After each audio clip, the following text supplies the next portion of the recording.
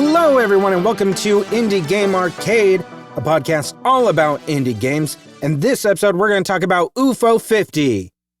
I know it's UFO 50. You had me question it for a second. I was like, no, it doesn't make sense. There's a literal UFO all around this game. I just want to see if you were paying attention. I'm paying attention, but now I'm coming in hot. Now I'm angry. Like, why would you start the episode off this way? I was just trying to get your energy up. I wanted to get you hyped up. That's not hyped up. That's negative. Now you're hyped and mad. I'm hyped down. My name's Chris. I'm Joseph. And well, now you've gone from angry to sad. I'm disappointed. It sounds like. Yeah. No, I'm not mad. I'm that's just disappointed. That's even worse. UFO 50 released on September 18th, 2024, developed by Mossmouth, published by Mossmouth. And when we say that, it's really kind of this is actually like a conglomeration of like several indie game creators that have done other games. This includes Derek Yu, John Perry, Eric Circa, Ojiro Fumoto, Paul Hubens, and Tyreek Plummer, creating things like Spelunky 2, Downwell was, I think, Ojiro Fumoto. But what UFO 50 is, a collection of 50 single and multiplayer games that span a variety of genres from platformers and shoot-'em-ups to puzzle games, roguelites, and RPGs. This thing was in development for like 8 years. Like that's, yeah. It's interesting because I hadn't really been following it. I feel like I had heard about it before, obviously, because I do kind of keep track of what indie games are coming out, but it fell off my radar after a while. I just assumed it wasn't coming out. And then it's like all of a sudden it just came back up in the zeitgeist, and I was like, oh, okay, cool. Like this is actually coming out because it was announced in 2017. They had started developing it then, and obviously got stretched out to 2024, apparently due to the challenges of making 50 games. They had underestimated how long it takes to, one, make 50 games, and two, who would have thought? They were simultaneously developing Spelunky 2 at the same time. So that obviously took priority, and so I guess they got back to this after that, but they were thinking like it was going to come out in 2018. They were like, all right, we're announcing this 2017, it's just going to be these smaller games, we can do it in 1 year. No, that didn't happen. Does it make you question, because like you and I are working on our first game together now, and we're like, we're going to try to get this thing out within about a year's time frame. Do you think now we see this and we're like, should we be doing 30 games within a year based off of these guys? I mean, like, what is the math behind that, right? If we're talking 50 games, how many games is that a year if we divide that into 8? What even is math? You know, what is math? I'll tell you. I'm legitimately asking you. I have no idea. So, okay, let's say 50 games developed over 8 years. That's 6.25 games a year. So that means if we're not making at least 5 or 6 games in 1 year, we're underperforming. And what are we doing? Yeah. Even though they're like each game is a different game, there is an overall like story wrapped around the launch of this game. Yep. So it is supposed to be from 1982 to 1989. UFO Soft published a variety of games for their LX game console, and these games range from platformers and shooters to sports games and RPGs, but the LX game console and its catalog were forgotten over the decades, until now, where 50 of these classic games for the LX console are now available in this single collection, and it's called UFO 50. So yeah, they basically built like this whole thing as like a fake company in the 80s that published like all these games, and this is a collection of 50 of those. And my big question that I want to ask you is, does it actually feel like it when you log in and boot this thing up? I want to say, I mean, there's only so much they can do to make it feel that way, right? Like, you really have to kind of just go along for the ride here and accept that this is the world that you're kind of being transported into. Ultimately, though, like, that's something I kind of like sweep under the rug or just forget about as I am continuing to go through these games. And it just feels like just a regular collection of games. they do a good job of like making the title or the startup screen of every single game be UFO Soft, which is a fake company, obviously. This is what you're talking about. Yeah. And then giving you the year of it. And then the games do feel very retro in that a lot of the limitations games just had then, that they try to bring some of that in without doing so much that it detracts from the actual gameplay. A lot of that comes in the form of controls. Like the controls are very limited in this game. It's different from game to game, but really you're just looking at about 2 buttons and the control pad.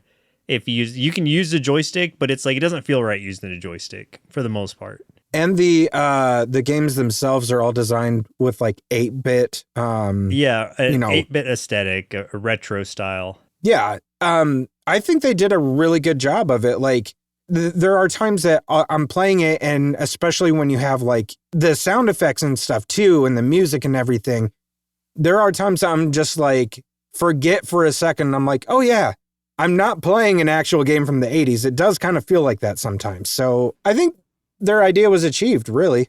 Do you think it would have helped if they had some kind of like, I guess, a virtual aspect to it? Like that one, I think it was a Sega Genesis collection that we played. Oh, yeah. Where you actually like step out and you're in the room and you're putting the game into the console. Do you think seeing like a visual of us putting a game into that fake LX console would have helped that along, or do you think that would have detracted from it? I think I'm sort of could go either way. I think it's fine the way it is, but I like that idea that you've got of being able to virtually, physically pick up like a cartridge and put it in.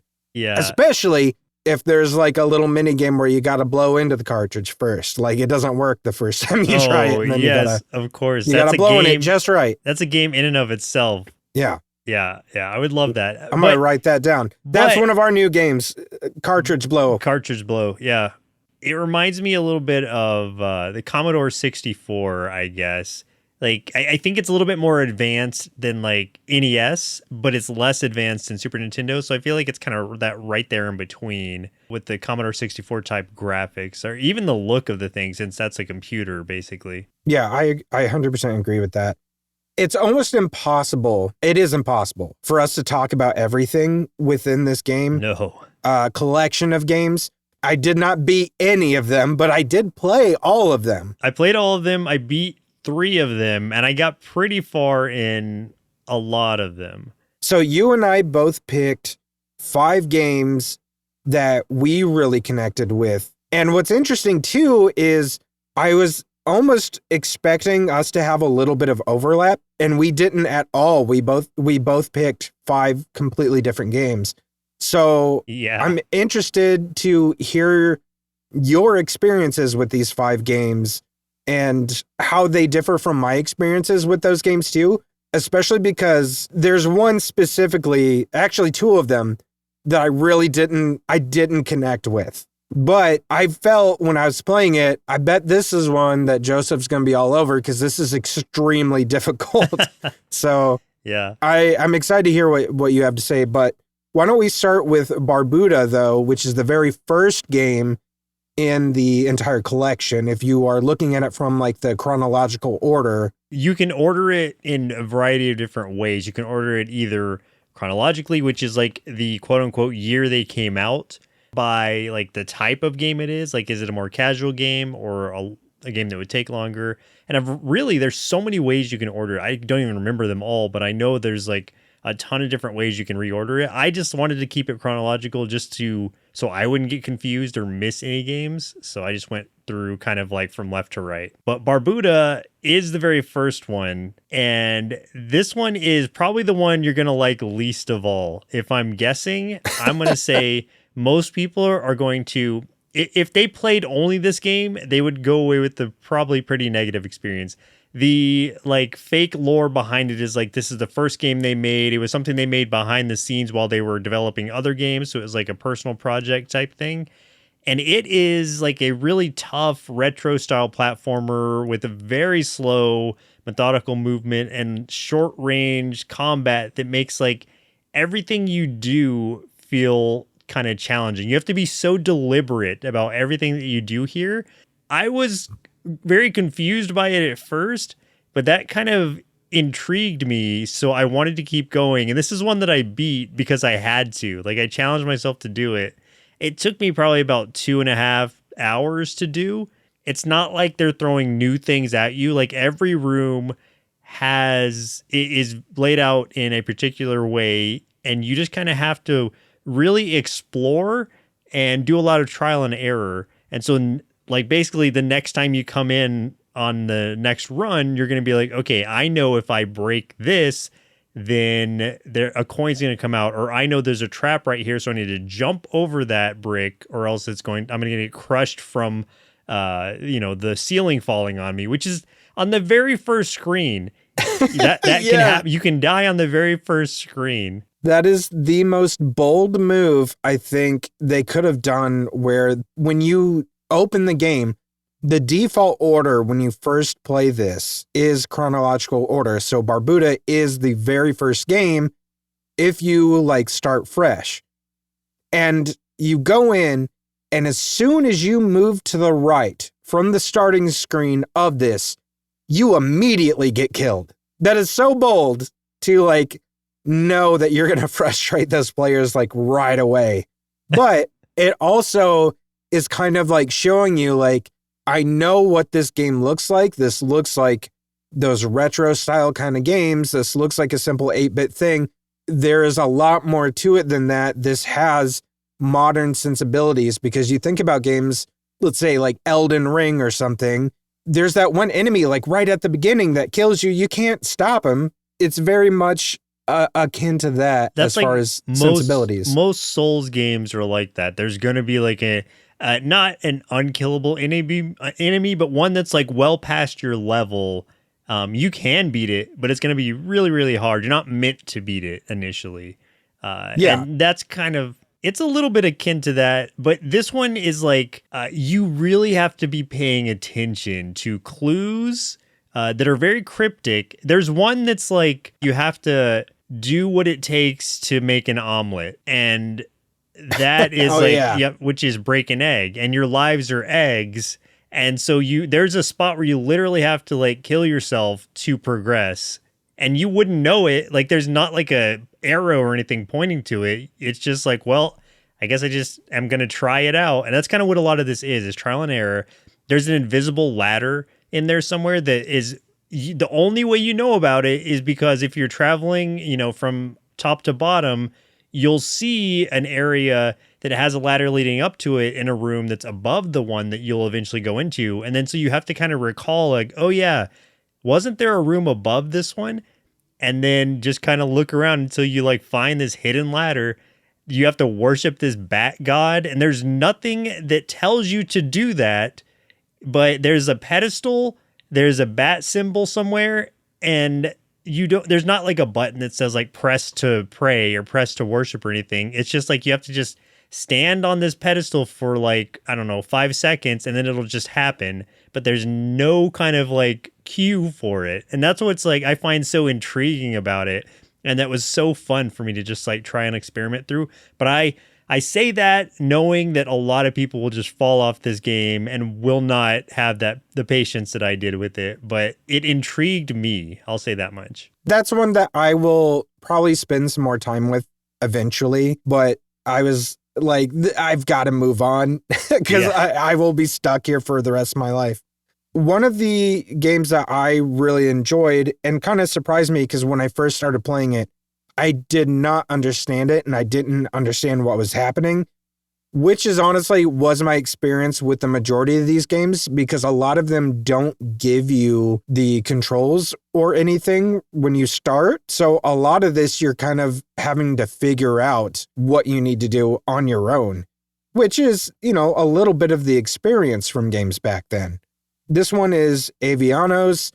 This was like a strategy-based resource management and tower defense kind of game rolled into one. Very much like part Settlers of Catan, part Risk, but with dinosaur gods and bird armies. So you have one castle, enemy has another castle, and it is your job to obtain 4 castles to beat that level and move on. You have to pray to one of a few randomly generated dinosaur gods who will give you certain resources or more guys for your army or more seeds, and seeds are used as currency. And then you have to move them to different points on the map, try to take more castles while your opponent's doing the same thing. And so there does come like skirmishes, and you have to then strategize about how you want to attack. So if you are being attacked, like say your tower, you could get easily overwhelmed, but you could choose to keep your guys to hold their position, which I have found usually is the key to let the opponent try to come in, hold your position, do not have your warriors run out and attack, so that your archers can just pick dudes off as they come in and then wait and attack once more of them have been picked off, and then it'll be easier to win. It was one of those ones where like I didn't understand it for like the first 10 minutes. And I was like, this kind of sucks. Then like something started to click and I'm like, oh, okay, I think I'm starting to understand what this means. I think I understand what I'm getting by praying to these dinosaurs. Oh, okay, I think I understand this combat now. And it just kept like me understanding one thing rolled into me understanding more things, and then me being able to strategize. And it became a really fun experience. It was one of those ones that I thought, okay, I'm just going to play it, figure it out, like if I like this or not. But it became one that I was like, oh, I ended up playing it for like an hour or so, and definitely want to play more of it. Yeah, that one was really interesting. I did play that one, and I was also very confused when I started it because there's no instruction manuals or anything for this, which I like. I'm glad they don't have any kind of guidance. You just have to figure it out. It's just one of those. This is like a great example of just use your brain. Just get good. Yeah. Like you'll figure it out if you just give it a chance. That's really what it is. Like some things you'll bounce off of once you figure them out, but some things you'll be really intrigued by, like this one. And I also like played this one probably for about an hour as well. And it was very interesting. I beat the first level of it or whatever, and then I just like stopped. So if I continued it, I'd probably be on level 2 or whatever. I don't know. Definitely pray to the T-Rex god because he was the one who really bolstered my army quick. He's the best. I prayed to him so much, and I pray to him now in my daily life as well. As you should. To bolster my armies. Yes. Your next one is Ninpek. Yes, my next one. Ninpek is a very basic, it's the, I think, second or third game on that. Yeah, I think it's the third game on the list in chronological order. It is a side-scrolling ninja platformer with the overall goal of retrieving your hamburger that a giant octopus has taken from you and your friend. And so... Sounds good. It's a lot of fun. It's a very challenging but rewarding kind of gameplay, and it just feels, it's got a good flow to it. It's a auto scrolling, so it's moving constantly. You kind of have to like keep up with the screen, but it's not very, I say challenging, but it's not like super hard. Like I got to the last boss earlier today. It's not very long. I didn't beat that boss because I didn't know I was going to get to it, and I had very little health left, but it's something like if I played it again a couple times, I'm sure I could like beat it. You're just kind of getting one-ups as you go through that are in the form of these balloons that come in.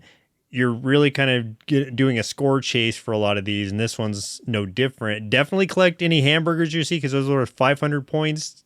That's going to net you the most points, but it seems like hamburgers they have some kind of like unique unlock kind of qualifications. So they're not just going to be there on the screen. You have to do something in a certain order, and then these hamburgers will just pop up, and you go grab it, get your 500 points, and prosper. But this is just a really fun game, and I enjoyed it. There's nothing too complex about it. It's just a fun side-scrolling ninja. You're throwing shuriken. This was the first one of the ones that you had that I did not enjoy my time with. And it's not because it's not a good game. It's not because it's not a good game. It's because I'm not good at this kind of game. It was very difficult for me. There was so much going on, so many things flying at you all at the same time. And if we know anything about me, I am a panic joystick kind of dude. I see anything and I can't just carve out a path and follow that path. I'm like, ah, and then I, move too far to one side or something. So I constantly run into stuff. I was a ghost every 2 seconds. So it's one that maybe I'll come back to, maybe, but with so many other ones that had my interest, this one was like towards the bottom for me specifically. This one, it's just very arcadey. Like, it's one that you're not going to spend. It did feel like an arcade game. You're not going to spend hours on. Like, I think like one run through would probably take you like maybe 10 to 20 minutes. I don't know. I don't even know if that long. If you just do a straight run through and you don't die, because the screen's moving itself. So it's not like you can just stop and, hold it back. So I don't know. It doesn't take long to beat, and it was really fun for me. Here's one of my absolute favorites. I really like Bushido Ball. I had such a good time with this. It's basically like a tennis game, but with samurai and ninja, and they have special abilities, like they can power up their attacks, and it's just, oh man, it's addictingly fun. It goes in like a tournament kind of style where you pick who you want to be, and then it randomly matches you up against your opponent. And then it does kind of like almost like this Street Fighter Round the World tour kind of thing where you have to beat every other character then to beat the game. So Japan. This is one. It doesn't do that. Japan. Yeah. This is one that I thought I was going to beat. I really thought so. I literally had one person left, and then I got taken out. Oh, man. But this is one that I could play over and over and over again. It's so simple, yet there's just so much about the abilities and everything of each character. And also all of those characters have different stats that make them either faster or more powerful so they can hit the ball faster. Some of them have better recovery time because there's an element to this where if you hit the ball with your weapon, like your sword, you're just straight up hitting it across.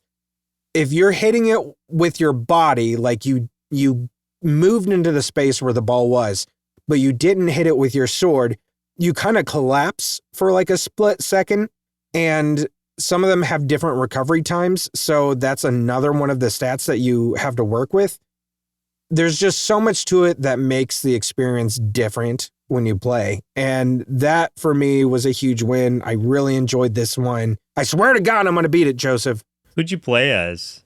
I don't remember any of their names. Well, I just mean like, what was the play style? He was the guy dressed in yellow. I remember that. I just picked the very first dude. The like basic samurai guy. Yeah, that guy is the most well-rounded. I think the guy I picked had more speed, maybe? I don't remember. Yeah. So I picked the Mario of the bunch, and I beat it. Yes. I think on my first go-through. If not my first and my second one for sure. But it wasn't, like, it was hard. I was surprised that I won. It's like once it got towards the last two battles, like those were really hard. And I was body blocking a lot. Like, not just because like the balls were going so fast. There's this one dude who makes them invisible when he does a special. And I'm just like, what the heck? I can't even see it. Like you see like a dust trail under it, and that's it. Yeah, the one guy splits them in two. I know, that sucks too. Yeah, and then like if he powers all the way up, he splits it into three, and you're like, how am I supposed to know which one it is? So yeah, there's a lot of things that are like really tough as it gets further in, as it should be. But I was able to beat it, and I will probably go back to it just for like a match here and there. But like, there's not a lot for me to do. Because I don't. Okay, so I want to say like when you beat it, you get like a gold cartridge. Like the cartridge on your screen turns gold. There's also a cherry cartridge, which is like the ultimate win condition. So with Barbuda, I'll go there first because that's the first one I beat. In order to get the cherry cartridge on that one, I would have to beat it without losing any lives, and it's like, I don't know that I could do Wow. that. I don't know that I have the patience to do that. But yeah, so like there's a lot there for anyone who really wants to like achieve these things. It's like beating it's not enough. There's also the ultimate challenge of beating it and getting the cherry cartridge. That's like the true challenge for anyone who's inclined. This is a completionist dream, I Yeah, think. 100%. Or nightmare, depending, because there is so much to do. But you know somebody's probably got a YouTube video up already that's like, here's, I beat them all, got cherry cartridges on everything, here's how to do it in 10 minutes. The third game that I want to talk about is Devilition. And I was surprised to see this one not on your list because it is so fun. It is like a build and detonate chain reaction kind of game, puzzle game where you're saving these townspeople from this demon invasion, but you're also demons who are blowing themselves up to kill the other demons. I don't understand the lore behind it. It's a grid-based kind of puzzle game where you're setting up, like, let's say one of my demons explodes to the in like a plus sign, like to his left, his right, top and bottom. I need to put another demon in one of those explosive spots so that too will trigger him to explode, and so on and so forth, until you are kind of making all of your demons blow up in such a way that also kills the other demons or catches the other demons, the red demons that are the enemies, and obviously avoiding the townspeople. And I had so much satisfaction like getting through this game. I only got up to like level 8 out of 10, but it still felt really good getting those like clean runs where I would knock out all the demons and kill no peasants, because then you get an extra peasant on your side and you don't have to kill all the demons. As long as you have less demons than you have peasants, like you'll win the round. And so like the more you clear out the demons early on, the more peasants you'll get on your side. And then it's just a matter of like, okay, how many demons can I afford to let live? And then it's just kind of strategically working out this whole scenario of chain reaction that I just found a lot of fun in. Kind of surprised that I found it so fun because it's not normally something that I would think I would go for, but this one just felt really good. This is one where I just didn't figure out the play style of it. I just didn't understand it from the get-go. And so I was like, all right, I'm just going to have to move on and I'll come back to it once I look up some info, or if you tell me about it, which you did because you put it in your 5. So now I can go back in and play it and be like, oh, okay, now I have a sense of what I need to be doing. Yes. I'm going to blame maybe the cold I've got, but doesn't mean it's not going to be a good game, because it's one that I'm interested in trying back out, because everything I see about it, that's a lot of people's like in their top 5, top 10. I could see why. There's definitely something. It's very satisfying. Speaking of satisfying, Party House is my number 3. Yes. It's kind of like a deck builder without cards, where you manage your money and your popularity while recruiting potential party goers so you can throw the biggest and best house party without the cops busting you. So you basically start out with just a tiny bit of money. You use that money to recruit a couple people to add to your Rolodex of folks that you know that may come to your party. So you start letting people in through the door. Some of these people will boost or at least give you more popularity, so that starts tallying off to the right. There's other people that will give you more money. So let's say there's like auctioneers are ones that give you a lot of money when you bring them in, but they also make you like less popular. So you might actually lose 1 popularity point that way. Yep. And so there's lots of stuff like that. But then you have some folks that'll come in and they are like really, I can't remember what word they use in the game, but they're kind of dangerous to have in your house. They're like rowdy. So it's like they might have rowdy. They might give you like 3 popularity, but because they have this red X in, if you have too many of those in your house, the cops are bound to show up. Yeah, if you get 3 X's, the cops will show up and stop your party, and you only have, I don't remember how many, maybe 30 chances or something. I don't remember the total of like parties that you can have. I think it's 20. Okay, it might be 20. Yeah, you might be right. And I don't know about all the other levels, but the main goal of the first level is to throw a party where you get 4-star guests in there, and the guests are like aliens. Yeah. So you can add aliens to your Rolodex. You need to be able to raise enough money and add 4 to your Rolodex over the time that you can throw 20 parties. I got 3, and I was so upset that the cops stopped me on my last one. And that was the last party I could throw before I could get my 4th alien. It was a bummer. The lifesavers for me, one was the dog. You recruit the dog, and one time per party, he will tell you who's next at the door. Yeah. So you can choose whether you're going to open it or not. So if it's like, you know, it's going to be another rowdy and you've already got 3, you're like, no, I'm not going to open that door and get busted. So then you just choose to end your party, get what you get.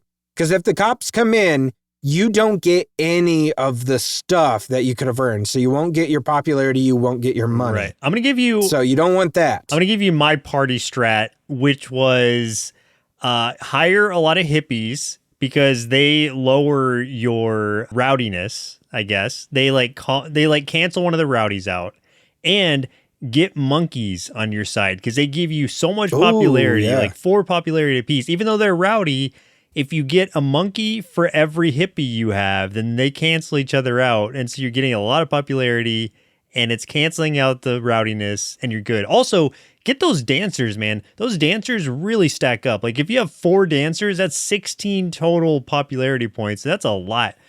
Because but the dancers have to come out in the same party because it's like 1 dancer's worth 1, then it's like it goes up to like 5. And then, like, I don't know, there's 8, a multiplier. And then, there's a multiplier, but up to 4 dancers. So you want to have those 4 dancers in there for that guaranteed popularity. It's really nice. Definitely. Yeah. So it's a really fun one. It's one that you can really spend a lot of time in and strategize. And, I mean, it does feel kind of like a deck builder, really, just without because it is like drawing cards. People into your house, basically. Exactly. Yep. No, that was fun.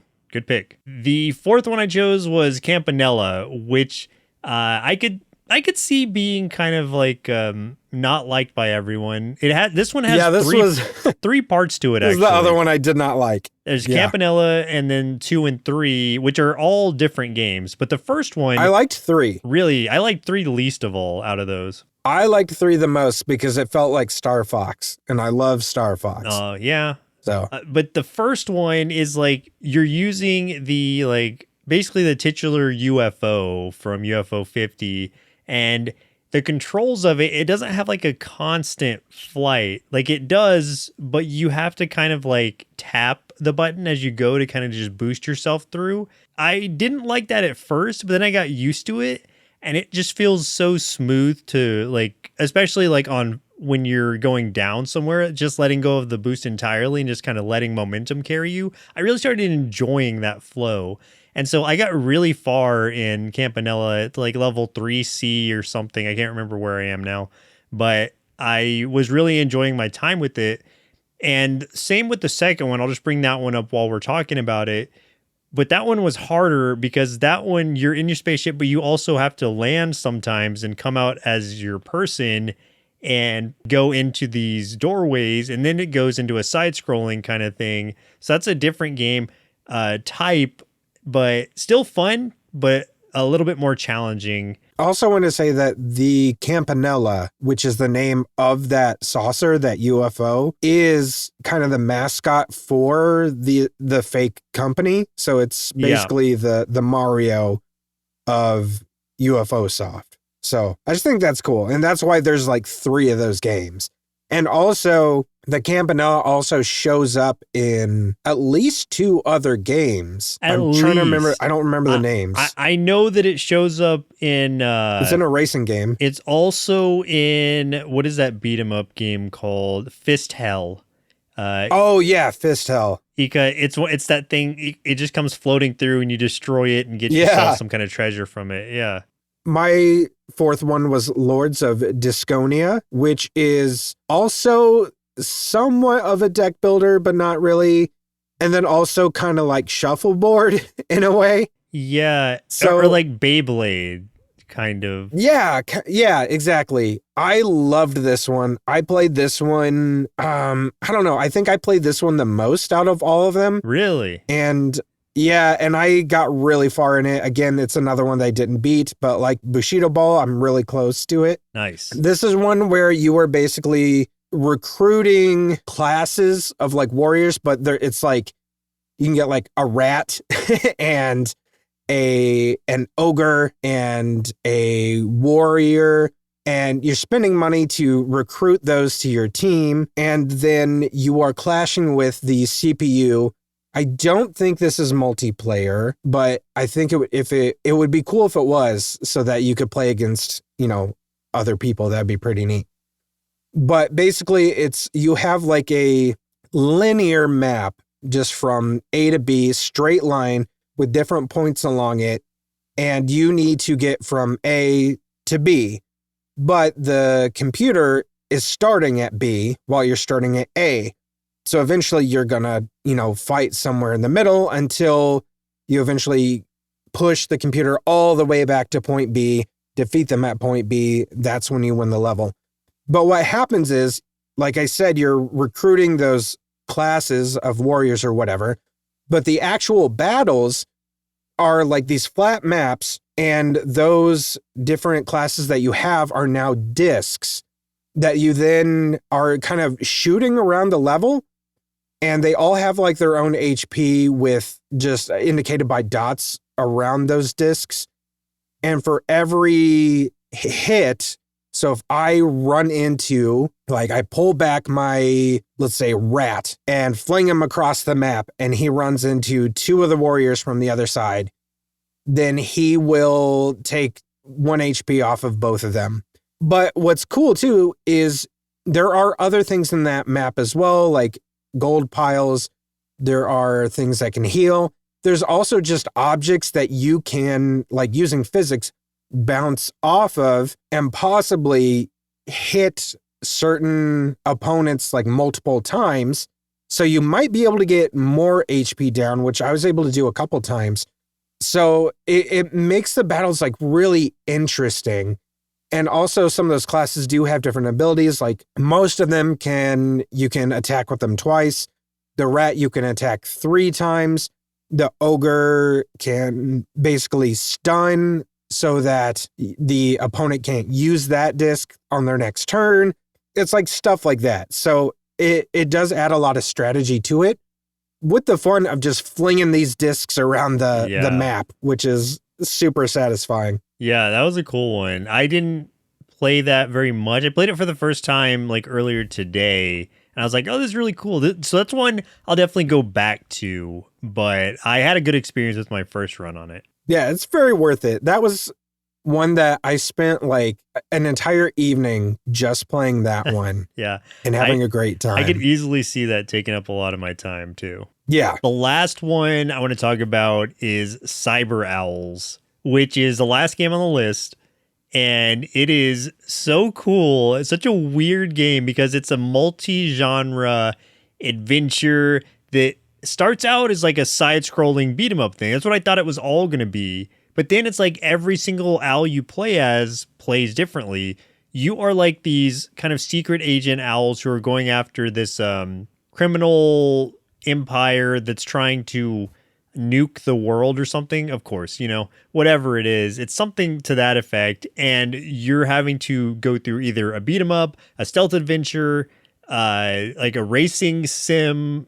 And there's all kinds of different ways that it plays. Then if you lose a level, your companions can come try to save you in like a tactical turn-based kind of style. And it's just like they're throwing so much at you with this that you'll find something you like about it, I think. And plus it's just got that weird charm of being about these weird anthropomorphic owls.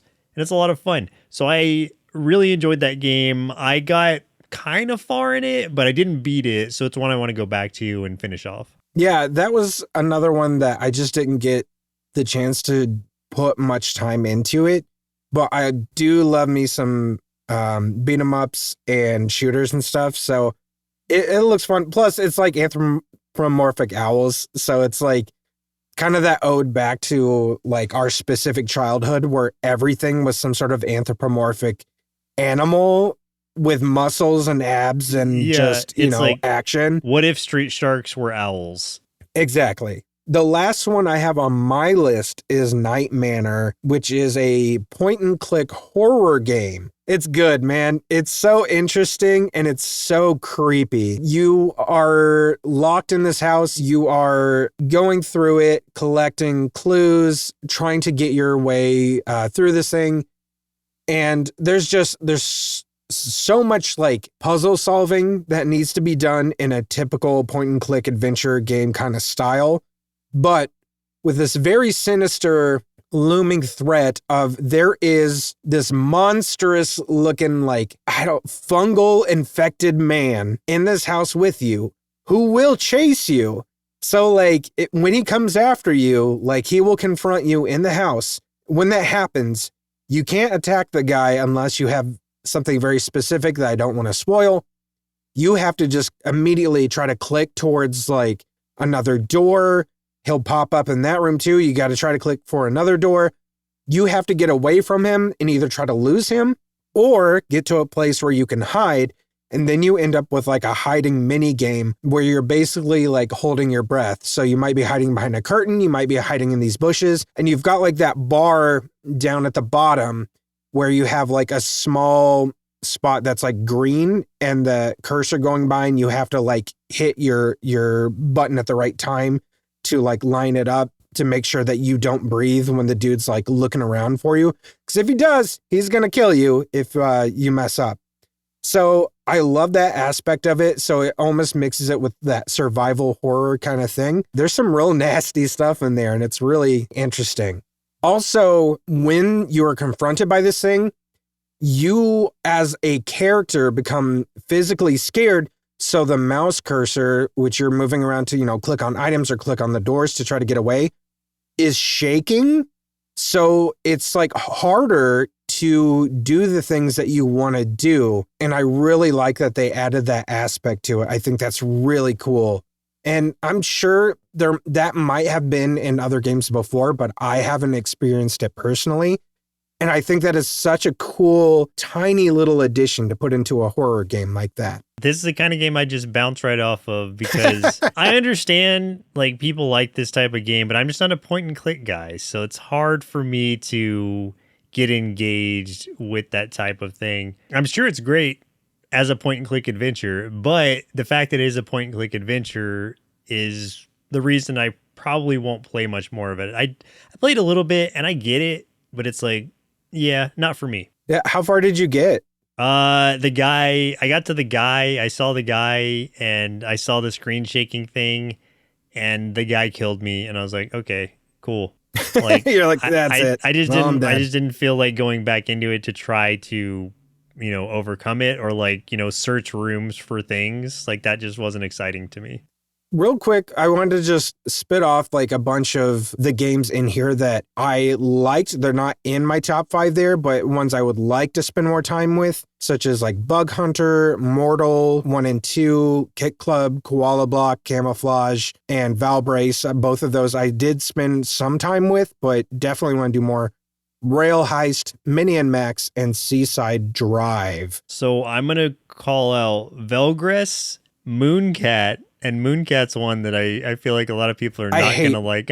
Man, let me tell you, out of all of these games, Mooncat is the only one I can say I hated that game. Oh, man. I hate it so much. It sucks. It just has intentionally I know it doesn't suck. It just makes me so mad. It has intentionally counterintuitive controls, and that's what makes it like a weird challenge for me that I want to overcome. Blech. Waldorf's Journey, where you are a big walrus that is dreaming. I beat that one actually by surprise today. It's very short. It's shorter than I expected. It's fun. It is fun though. It's like a cool physics-based kind of platformer.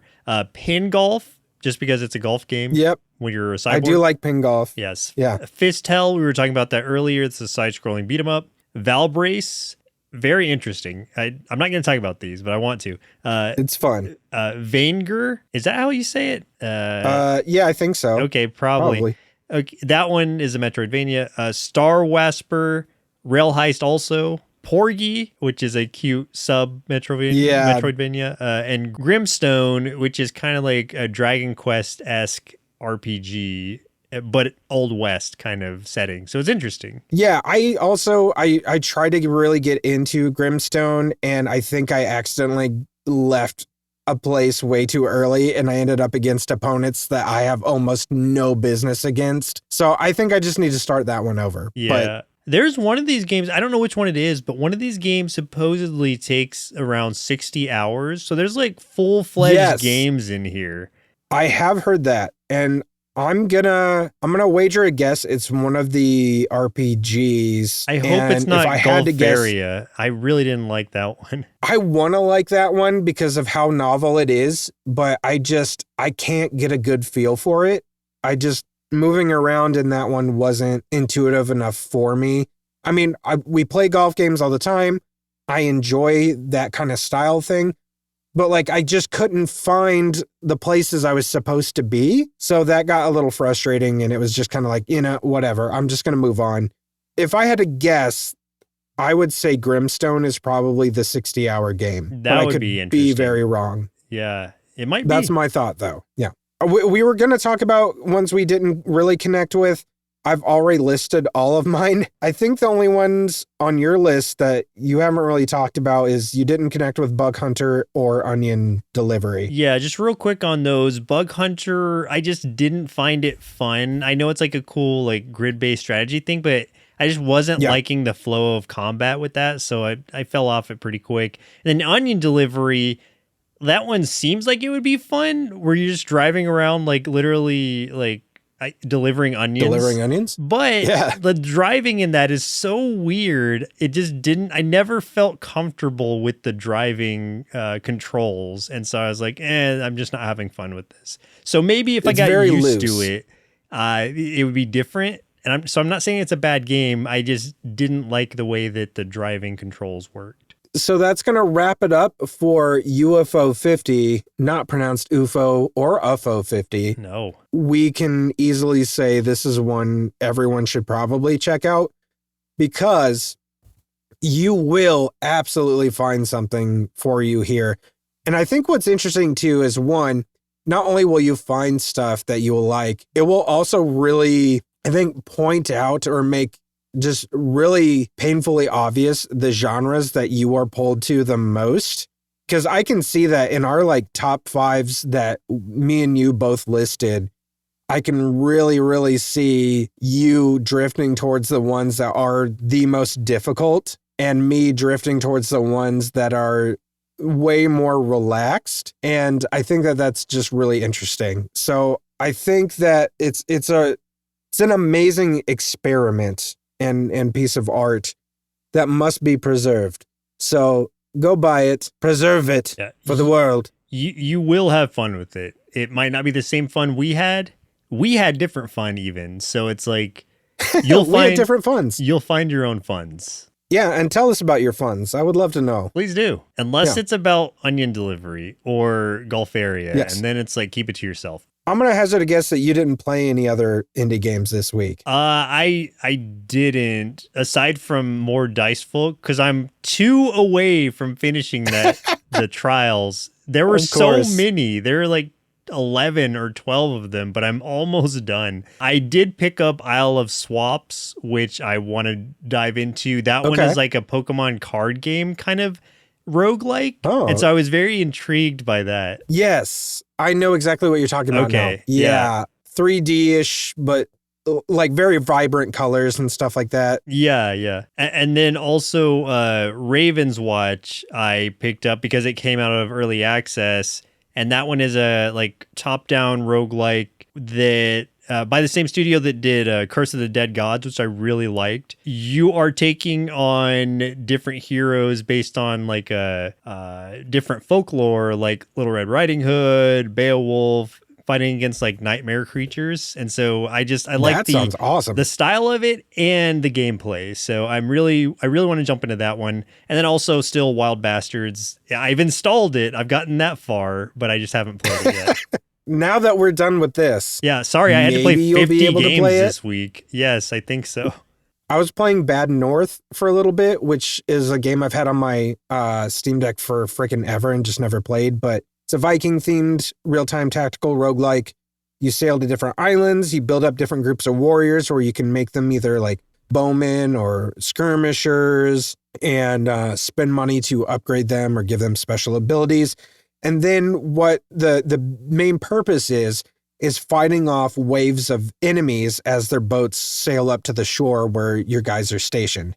So that happens, you defend that island, and then you move on to the next island, and there's like a whole bunch of stuff for you to discover along the way. Lots of upgrades, lots of opportunities to recruit more folks. It's really enjoyable so far. I'm really, really digging it, and it's real simple graphics, just really fun. It's kind of like a strategy game that I can play while something's like on TV or something. So yeah, it's a nice one just to hang out on the couch with. Cool. Anything else upcoming? Wizards of Legend 2 just released in early access this week, so I might try that one out because I really like the first one. I've heard kind of mixed feelings about the early access on this one, so I don't know if it's one that I'll wait until the actual release or dive in now. But that one's out. Streets of Rogue 2. I know I mentioned this a couple episodes ago, but that one's coming out at the end of October or towards the end of it. And that one I'm really looking forward to. There were 2 horror games that I was kind of excited for, especially because it is the spooky season. And I was like, oh man, yeah, I'm going to mention some horror games. I'm really excited for it. And they came out and the reviews are real bad for both of them. Yeah. And I was like, oh no. So I don't want to mention them. And I'm just really bummed out that that we're not really getting any good horror games right now. So instead, what I'm going to do is I'm going to mention for the next few weeks, I'm going to mention a couple horror games, indie titles that I've played in the past that I think other people should try out if they haven't tried it out already. 2 for this week. Amberskull is the first one. It's a survival horror anthology with like 4 to 5 scenarios. Joseph, you and I played that together a long time ago. We did 2 of them together, I think. I do remember what you're talking about now. Yeah. My favorite one was the Yeti. That one was scared the bejesus out of us the first time that Yeti shows up, man. Yeah, that was in that snow level, right? Yes. Oh man, yes, yeah, absolutely. I remember that. That one was cool because you're putting those VHSs in and everything. If that's the one I'm thinking of. Yep. Yeah. That is it. Amberskull, that's a really good one. Easy to find on Steam. Really worth it. Plus, I mean, it's an anthology. You get multiple games in one. The other one is never talked about. There's only like 6 reviews on Steam for this thing, but it's so interesting. It's called Horatama. This is a horror game about a Tamagotchi style pet. Oh. And it is so interesting and so weird in like a UFO 50 kind of way. It's just, you have this Tamagotchi pet and you got to do certain things for this Tamagotchi pet, or this little thing, which is called a Horatama, might not be too pleased with you and might do something if you don't satisfy what it needs. The demands and everything that happens just get increasingly harder and harder and harder the further you go. And it gets so scary and creepy and just overall eerie as the game progresses. And it's a short game. And I think the thing's only like $3 or something. So very much worth it. It's a fun little experience. Go check out Horatama, Horatama, on Steam. There's another one that I wanted to call out real quick because it just came out today and I forgot about it, called Kill Knight. And that's KILLKNIGHT. And it is like an arcade action shooter, like twin stick shooter. I don't think it's a roguelike. I think it's like a straight like arcade playthrough type game. But it's kind of the top-down view, and you're just killing hordes of what look like demons. Fitting in with your kind of horror talk right now, it looks like very bloody and like horrifying. So I want to call out Kill Knight. Heck yeah. Just came out today, which is October 3rd. Wait, right? It's October 3rd? Yeah. Today is the 3rd. You're correct. So there you go. There's some spooky, scary horror games for you guys to try out for the spooky, scary season. And that'll be it for this episode today. Thank you for listening. If you did enjoy it, do us a favor, share it with someone who loves indie games. If you do want to see some more content from us and also content around UFO 50, you can catch me playing a few of the games on our Patreon over at patreon.com/nerdsloth, where we also have extra bonus podcasts and all kinds of extra content. In fact, we're probably going to go record an extra episode of some of that content after this. Until then, my name is Chris. I'm Joseph. And keep playing through that backlog of indie games that are stuck on that computer, or they're gonna come back and haunt you. We'll see you in a week. See ya. Indie Game Arcade is recorded and produced by Sloth Creative. If you're looking for more gaming content, head over to youtube.com/nerdsloth. For additional podcasts, go to nerdsloth.com. If you'd like to support the show, there are multiple tiers available at patreon.com/nerdsloth, with hundreds of hours of bonus content from everything we do at Sloth Creative, including bonus gameplay videos of the games we talk about on the show. The theme music for the show is Retro Game Tapes by Audio Lime. If you'd like to get in touch with us, or if you're an indie game developer and would like us to consider reviewing your game, send us an email to podcasts@nerdsloth.com with the subject line Indie Game Arcade.